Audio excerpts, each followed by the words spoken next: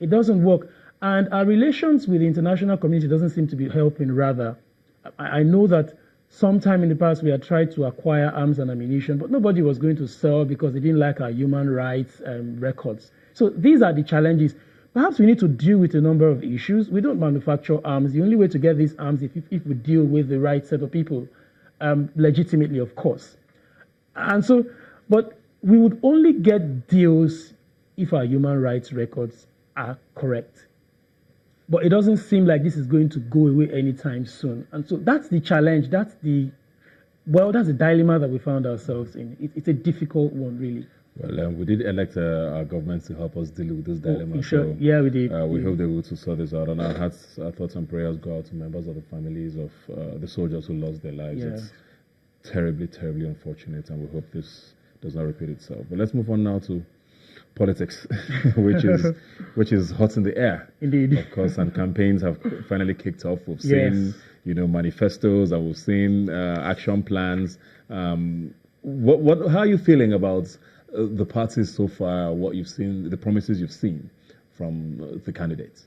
Well, quite sincerely, I don't feel too elated. I say that because we seem to have narrowed the contest between just two set of people, and for me, the question some would have asked is between two possible evils, which should people pick? I think you should go beyond that.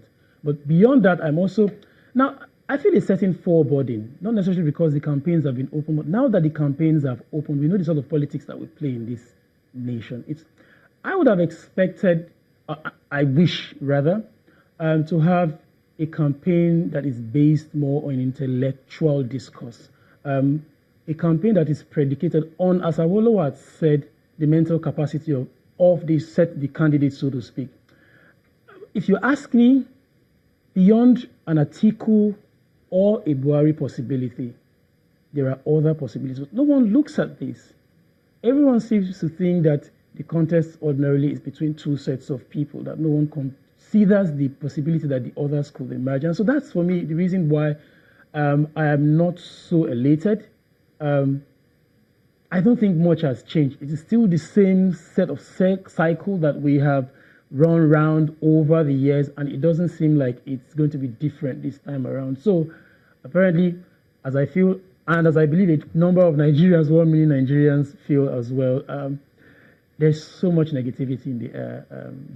The situation hasn't even helped. I mean, I see your point, and I know that a lot of people.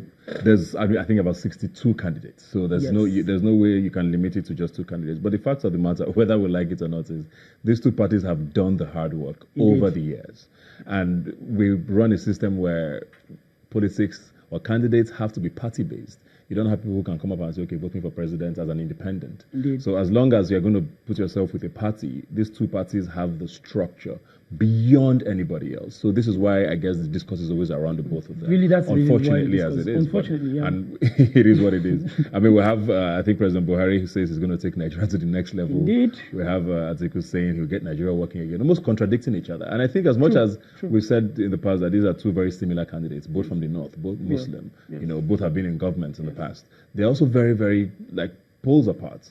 Indeed. One is very conservative, one is a businessman. One is, I don't know, are you still not excited by those choices? I said I'm not excited about those choices. I don't feel I should be compelled to determine between those two choices, although so many people have made it that way. Yes. I feel, what's wrong in having a Moghalu in office? What's wrong in making the issue around someone like a Moghalu? Or what's wrong with having the issue revolve around a Showore, for instance? So I don't think, beyond an Atiku's, and indeed, we're all Nigerians. We know the facts, we know the indices, we know whether or not one is a businessman and has poles apart from the others. These are people who have they've been in the cycle of politics for a very long time. They've been part of the problem that we seem to be, the problem that actually seems insurmountable. The problems we have been grappling with, they have been there. So why not for a change? That was the reason we actually voted Buhari the last time. Perhaps we thought we're going to have a change of situation, our country situation, but that hasn't been the case. And so if I continue to see the same set of people and you say, like they say, if you want to have a result that you have never had before, perhaps you should do something you have never done before. These people have been tried. They've been tested. They were found wanting in the past.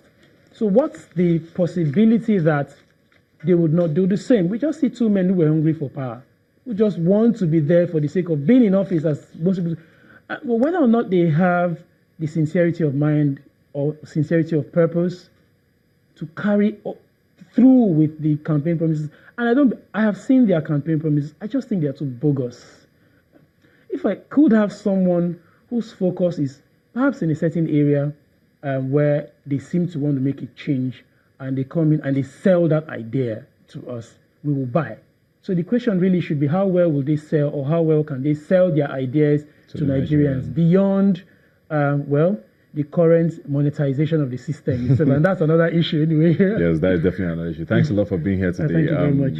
We still have a couple of weeks to sort of dissect all these manifestos and hopefully make an informed choice for yourself. Thanks for being here today. Thank you for having me. We'll take a quick break and be right back. Yeah.